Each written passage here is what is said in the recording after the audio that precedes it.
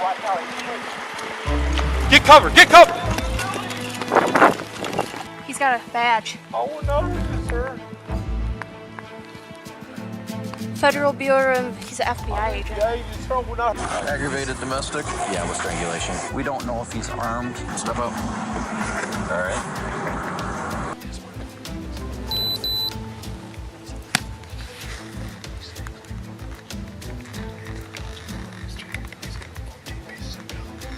I don't know how legit you are at the moment.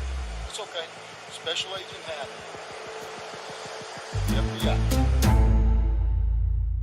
The Federal Bureau of Investigation, or the FBI, is one of the most powerful law enforcement agencies in the United States. And naturally, so are its agents who enjoy significant power with nationwide jurisdiction, allowing them to operate across state lines and internationally in certain cases, certainly more than an ordinary cop around the block.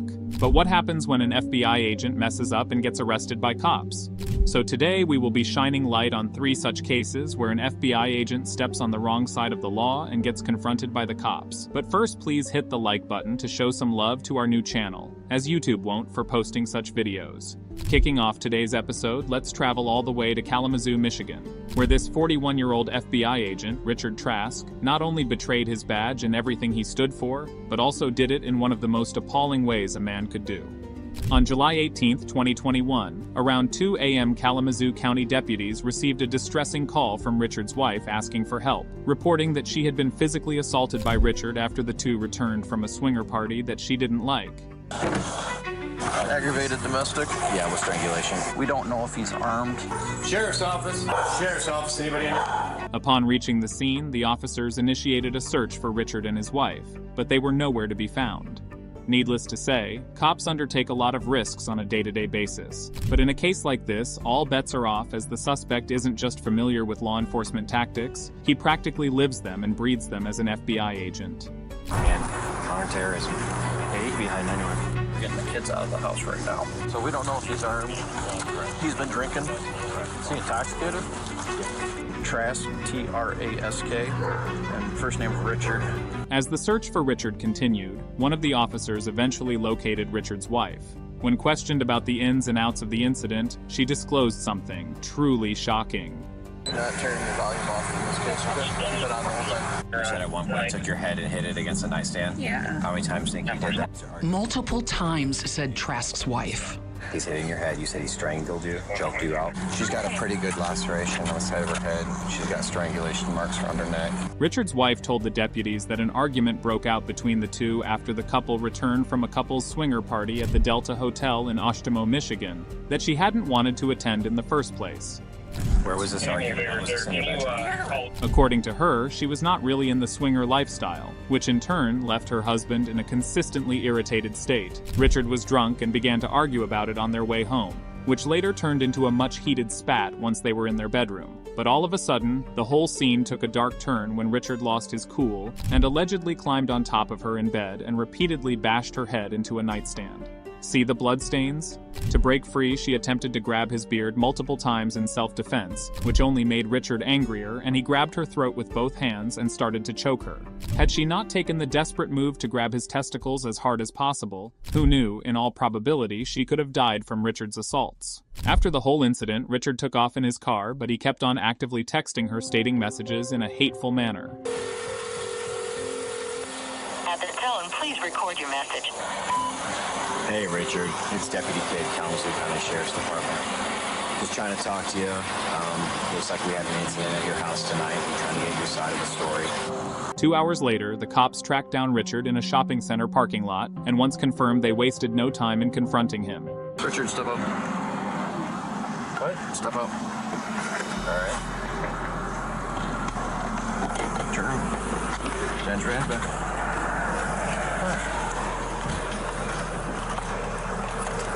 What is going on? What is going on? Hey, weapons on you? No. Okay, where are your guns at? At the house? At the house, you have none with you though? No. You want to take them? Get a statement. All right, Richard. I'm going to read you your Miranda warnings. Richard was arrested and charged with an assault with an intent to do great bodily harm. Take a look at how the special FBI agent flipped the script during his virtual sentence hearing and made claims that it wasn't him, but the alcohol made him do it.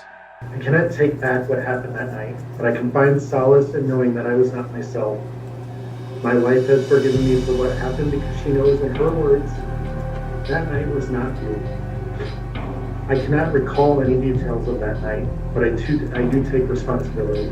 Well, alcohol or not, what Richard did was outright criminal and should be behind bars for his actions. However, he ultimately pleaded no contest to a single charge of aggravated assault, and as part of the plea agreement, agreed never to work in law enforcement within the state of Michigan ever again. The prosecution explained that they reached this agreement because Richard's wife refused to cooperate and testify against her husband, fearing that would destroy his career. Watch out for this former public servant. He might try to join a local police department near you or in any of the other 49 states. Up next, we have another Michigan case involving undercover Las Vegas FBI agent Ruben Hernandez. In the early hours of December 6, 2016, Grand Rapids police officers were called to Planet Fitness after receiving calls about a man seen brandishing a gun inside the fitness center. But as they arrived on the spot, something unexpected happened and the suspect started firing at them. Get cover! Get cover!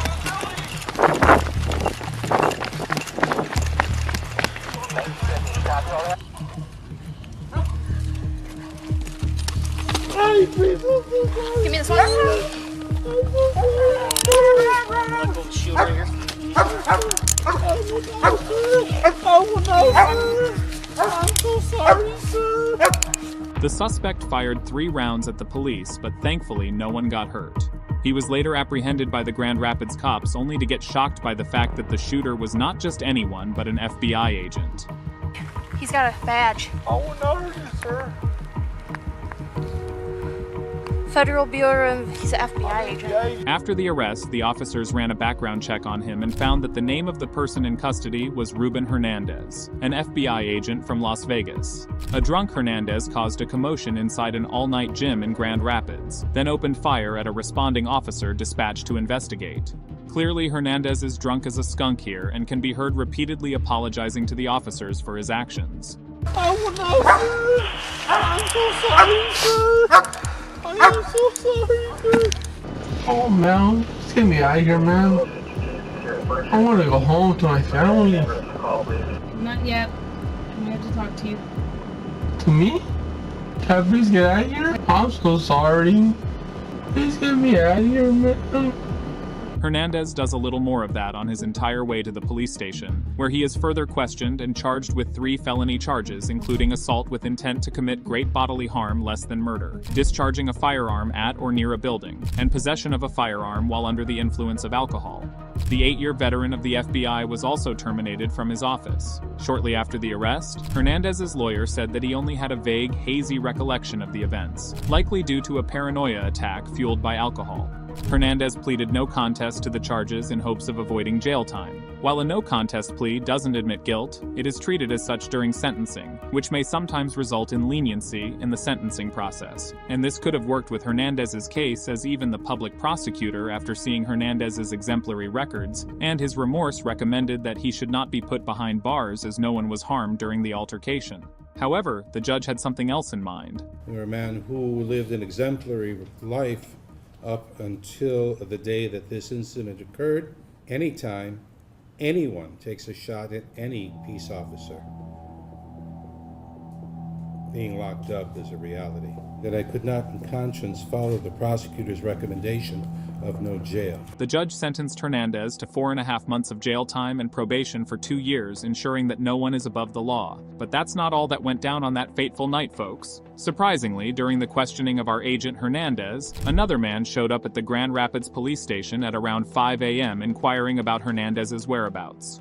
This man, later identified as John Paul Salazar, another undercover FBI agent from Las Vegas, claimed to be Hernandez's partner and provided the police with information about the purpose of their visit to Michigan. However, the officer quickly realized that something was wrong with this agent from the get-go, and he too, like Hernandez, was under the influence.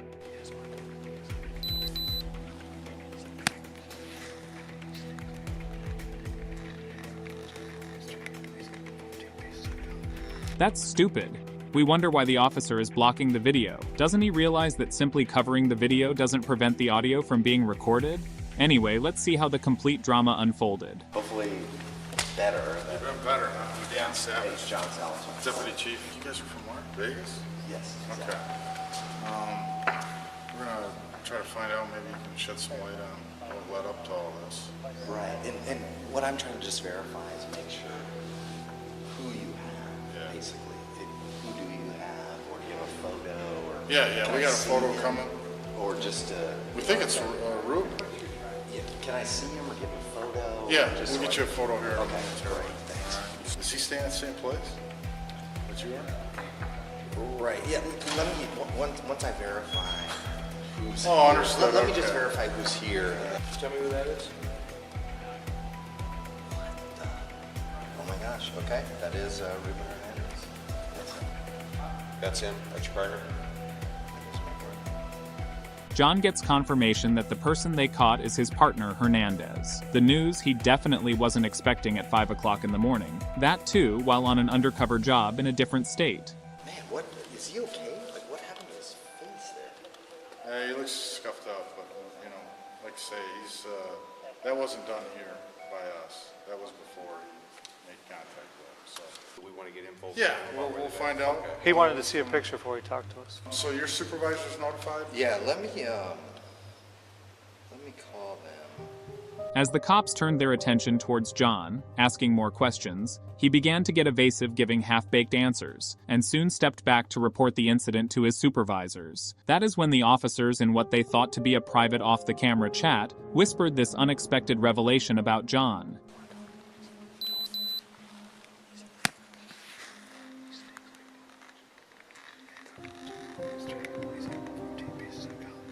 In the audio, one of the cops can be heard saying that John reeks of alcohol, and he also noticed him chewing a lot of gum, probably to hide the smell on his breath.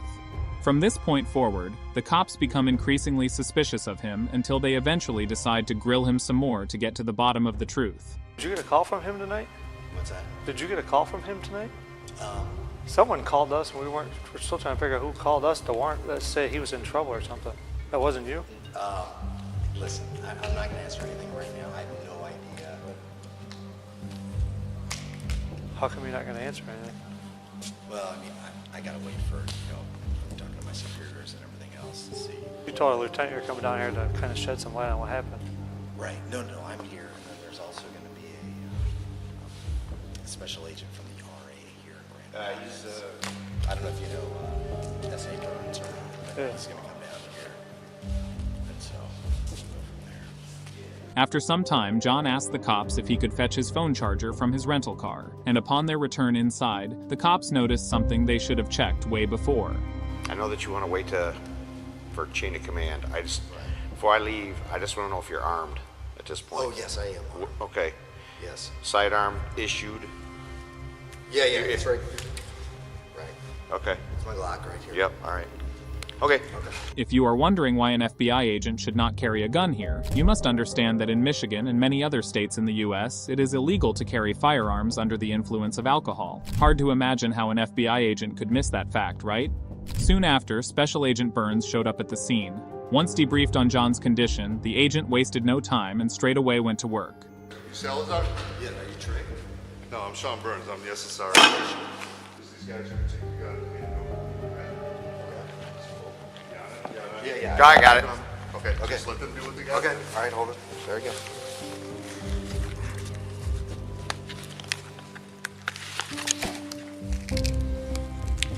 Okay, you got your creds, right? Yeah. You can hold on to that. I'll just take this. Okay. The cops go on to detain John on the suspicion of DUI, seizing his firearms, and from there he is later taken for his breathalyzer test. Need you to seal your lips and blow and tell the beeps. All right, you ready? Yep. Seal your lips and blow.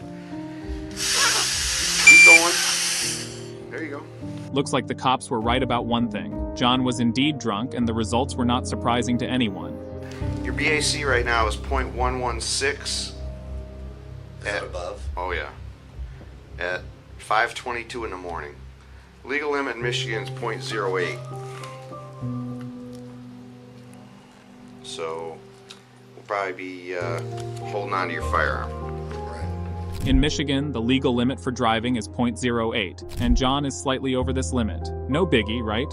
However, considering the circumstances, it's reasonable to assume that his blood alcohol level was even higher an hour earlier when he was actively driving on his way to the police station. Not to mention that his firearm was with him during this entire period, a crime that under Michigan law is punishable with a fine of up to $100 and 93 days in jail. However, John was not charged with DUI, carrying while under the influence, or any other crime due to lack of evidence. When asked for the comments, Kent County Prosecutor Chris Becker's office said they reviewed reports on Salazar, but didn't have enough evidence to charge him with anything. Shame if you ask us, FBI or not, if there's one fundamental principle that shapes our society, it is the very idea that the law applies to all. That's all for today, folks, and thanks for watching this video. Do subscribe to this channel and we will catch you in the next one.